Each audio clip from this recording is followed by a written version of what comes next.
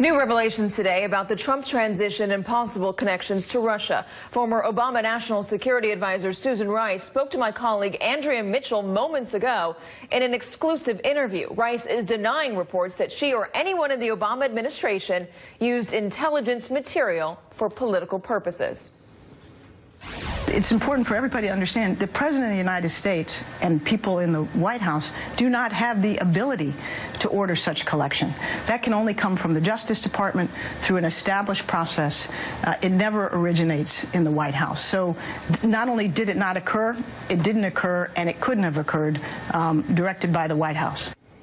Let's bring in California Democrat Congressman Eric Swalwell, a member of the Intelligence Committee.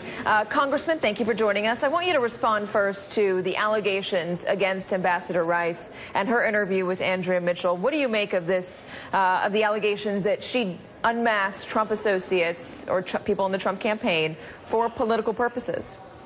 There's no evidence of that. Of course, as a national security advisor, it's her job to review foreign intelligence reports. And I'll say the White House actually holds the documents. We now know that. They invited Devin Nunes over there to review them before anyone else was able to see them.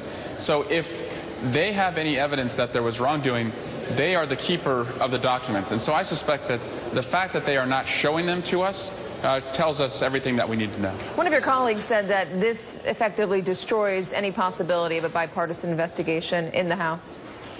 That's unfortunate because we're charged with conducting an independent, credible investigation that makes progress. That's what people at home tell me every weekend when I see them, is what they want from us. And so we need to get our investigation back on track.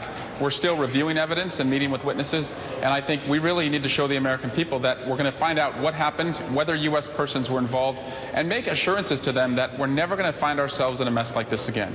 A moment ago, Charlie Sykes teased up our next story and the next question I have for you. There was a meeting, according to the Washington Post, first reported by the Washington Post and confirmed by NBC News, that was set up by the United Arab Emirates in the Seychelles between the Blackwater founder, Eric Prince, and a Russian individual who had close ties to Vladimir Putin in order to establish a Trump-Putin-backed channel. Now, the White House is denying that they had anything to do with this, but Prince represented himself as a representative of Donald Trump. He donated $250,000 to the Trump campaign effort, and he is the brother of Trump's education secretary, Betsy DeVos.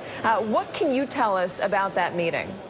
This is exactly what we have been trying to connect, which is that Russia did not interfere in our elections just because they didn't have anything else to do. They did it because they wanted a cause and effect, and what we are seeing there is the effect, which is they got their preferred candidate, they helped get their preferred candidate elected, and now they're seeking to see policy changes. And we've seen that not just with this meeting, but also with Jeff Sessions, who changed his tune on Russia, with Michael Flynn, who told the Russian ambassador that he would essentially roll back the sanctions that were placed on them. And so it's important that the American people understand that Russia's interference campaign was purposeful, it was targeted, and we should be very concerned if people on Donald Trump's team are seeking now to pay Russia back. Congressman, your chairman says that you now have a list of people that the House Intelligence Committee will be interviewing. Can you tell us who is on that list? I cannot, but I can promise you that it will be a very, very vigorous search for the truth. I look forward to sitting down with these individuals, and they are exactly who you would expect. People who are logical, relevant witnesses to Russia's interference, or who were in Donald Trump's orbit with deep personal, political, financial ties to Russia. Are you prepared to send subpoenas should you need? Yes, and the assurance we have is that these individuals, if they do not cooperate, will be subpoenaed. So if there are people that we would expect, I would assume Mike Flynn might be on that list, Paul Manafort might be on that list, Carter Page might be on that list, Jared Kushner potentially on that list? Again, not going to go into the specific witnesses. The chairman did, in his press conference, mention Paul Manafort, who does seem to be a logical and relevant witness. But I can promise the American people that we will not stop until we find out what happened. And also, if the president had nothing to do with Russia's interference or anyone on his team, it's also in his interest to have his name cleared so that he can go about the business of governing our country. Right now, there's a cloud swirling over the White House. Congressman Eric Swalwell, appreciate your time, sir. My pleasure. On the